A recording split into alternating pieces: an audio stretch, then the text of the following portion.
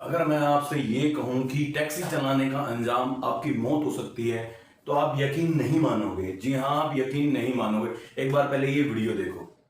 मुजफ्फरनगर शहर में पिछले कुछ दिनों से किराया वृद्धि को लेकर ओला और उबर ड्राइवर का आंदोलन अब गंभीर मोड़ पर पहुंच गया है। नालासोपारा में ओला उबर ड्राइवर ने अपनी जान दे दी। इस ड्राइवर ने अपने घर पर जहर पी लिया। बताया जा रहा है कि सरकार से कोई सकारात्मक आश्वासन न मिलने के बाद आर्थिक तंगी से जूझ रहे ओला ड्राइवर ने अपनी जान दे दी। बताया जा रहा है कि ड्राइवर का नाम सनोज सक्सेना है, जो कि 45 वर्ष के हैं और वो लगातार आर्थिक तंगी से परेशान हो रहे थे। नालासोपारा के बिलालपाड़ा में रहने वाले सनोज सक्सेना ने अपनी जान दे दी क्योंकि वे परेशान हो गए थे। सरकार से कोई भी आश्वासन नहीं मिल रहा था। स्थानीय नागरिकों ने उन्हें तुरंत ही अस्पताल में भर्ती कराया, लेकिन डॉक्टरों ने इलाज से पहले उन्हें मृत घोषित कर दिया। इस घटना के बाद ड्राइवर संगठनों में और भी ज्यादा रोष की लहर फैल गई है। सरकार को तुरंत इस पर ध्यान देना चाहिए, अन्यथा संगठनों ने आंदोलन तेज करने की चेतावनी भी दे दी है। महाराष्ट्र में चल रहे कैब चालकों के विरोध प्रदर्शन से अब काफी ज्यादा माहौल गर्मा गया है और नालासोपारा की घटना के बाद अब ये और भी ज्यादा आक्रामक पूरा आंदोलन बढ़ता जा रहा है।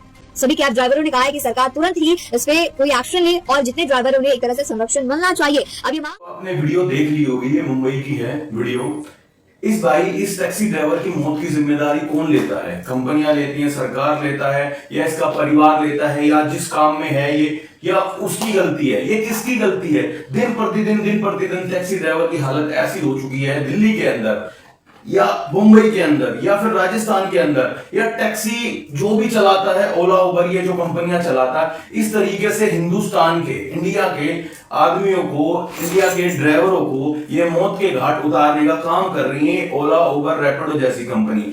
इसमें आदमी ड्राइवर भाई घुटता एक लास्ट में किसी को बता नहीं पाता, क्योंकि उससे वो खर्चा चल नहीं पा रहा, उससे वो काम हो नहीं पा रहा। क्यों नहीं हो पा रहा? क्योंकि कंपनियां उसे इस तरीके से नोच के खा रही हैं, इस तरीके से लूट रही हैं। वो फैमिली से भी डिस्कस नहीं कर सकता, क्योंकि फैमिली को, उसको नॉलेज ही नहीं है फैमिली को कि क्या है क्या नहीं है, कैसे काम कर रहा है, कैसे नहीं काम कर रहा है। ऐसा नहीं है कि अकेले की हालत है वो, कि ये मुंबई का एक पहला ड्राइवर है जिसने सुसाइड किया है, जिसने आत्महत्या की है। ऐसे बहुत से ड्राइवर हैं जो टैक्सी चलाते हैं और आत्महत्या करने पे मजबूर हो गए हैं। क्यों हो गए हैं? क्योंकि सरकार के पास जाते हैं, सरकार इनकी सुनवाई नहीं करती, कंपनियों में गुहार लगाते हैं, कंपनियां डेली के डेली कुछ नया फ्रॉड लेके आती हैं, जैसे मैप में गड़बड़ करना, जो फेयर है उसमें गड़बड़ी करना। ये इन ऑनलाइन कंपनियों के प्लान है, ये जाल है इनका। और जिस तरीके से ड्राइवर भाइयों को ये फंसा रही हैं, या आने वाली जो युवा पीढ़ी है, हमने बहुत सारे नेताओं के हमने भाषण भी सुने होंगे, जो देश के युवा हैं, हम उनके लिए कुछ कर रहे हैं, वो अपने बेहतर कल के लिए, अपने बेहतर देश, अच्छा देश बनाने के लिए कुछ कर रहे हैं। इस तरीके से देश बनेगा। अब वो 45 साल की उम्र में, मैंने पहले की और पिछली वीडियो में भी आपको बताया होगा कि भाई साहब, जो हमारा एक टाइम होता है, गोल्डन टाइम होता है 25 से लेके 35 तक, जो एक टाइम होता है कि युवा का कुछ नया करने का, कुछ व्यवसाय जोड़ने का, कुछ काम करने का, वो ये ऑनलाइन कंपनियां उसको बर्बाद कर रही हैं और उसको मौत के घाट उतरने पे मजबूर कर रही हैं। कैसे? क्योंकि 35 साल की उम्र में इन कंपनियों से लगा रहेगा, खर्चे पूरे होंगे नहीं, चलो दाल रोटी चल रही है। 35 साल के बाद असलियत में खर्चे स्टार्ट होते हैं किसी भी आदमी के, या ड्राइवर हो या कोई भी फील्ड का हो। बच्चे बड़े हो जाते हैं, उनकी एजुकेशन का, उनकी पढ़ाई का, फिर घर का, बहुत सारी चीजें हो जाती हैं और इंसान पूरा नहीं कर पाता, इसलिए उसे आत्महत्या करनी पड़ती है। मैंने पहले ही बोला था कि ड्राइवर का अंजाम, टैक्सी ड्राइवर की मंजिल क्या हो चुकी है आज के टाइम? वो हो चुकी है सुसाइड या मौत। उस मौत की जिम्मेदारी ना तो सरकार लेगी, ना कंपनियां लेंगी।